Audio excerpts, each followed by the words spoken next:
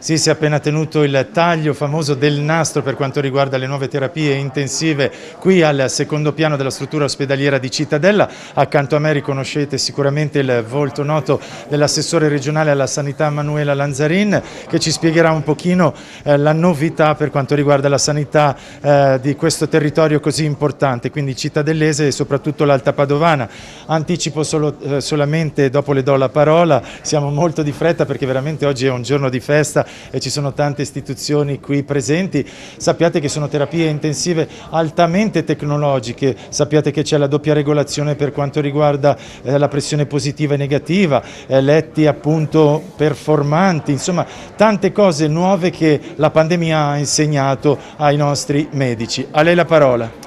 Sì, oggi abbiamo inaugurato 14 posti nuovi di terapia intensiva, 8 posti nuovi per quanto riguarda la terapia intensiva tradizionale, 6 invece per la terapia intensiva cardiologica. Sono 14 posti di terapia intensiva che si vanno ad aggiungere ai 7 che erano già presenti all'interno di questo nosocomio e che sono stati potenziati proprio a seguito dell'emergenza Covid, avendo poi anche una riserva, questi famosi 7 posti che dicevo, qualora dovesse succedere qualcosa. Un investimento di 5 milioni e 500 mila euro con, come è stato detto, appunto un intervento di ultima tecnologia, di ultima dotazione, non solo per quanto riguarda le attrezzature ma anche per quanto riguarda gli ambienti, perché poi è importante investire anche nel comfort degli ambienti per i pazienti che purtroppo sappiamo a volte devono passare anche molto tempo in questi reparti. Quindi salette privacy per gli incontri con i propri cari, giusto? Sì, delle salette diciamo così di attesa dove chi viene anche ad assistere può avere tutte quelle comodità, ma poi anche tutti gli effetti cromatici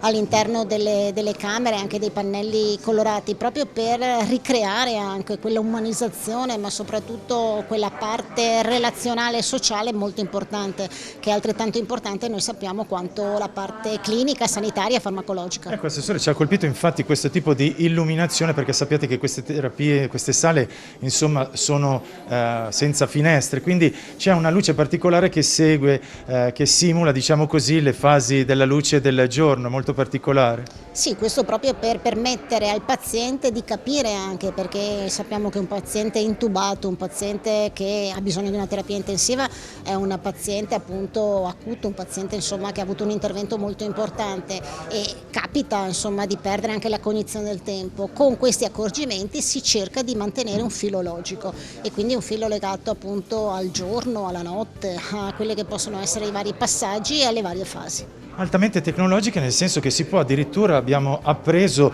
trasferire tramite ambulanza il paziente in altri nosocomi, in altri ospedali e tutta la sua diciamo, cartella clinica, tutto quanto è stato appreso tecnologicamente, quindi i suoi dati, si possono ricevere in arrivo nell'altro ospedale.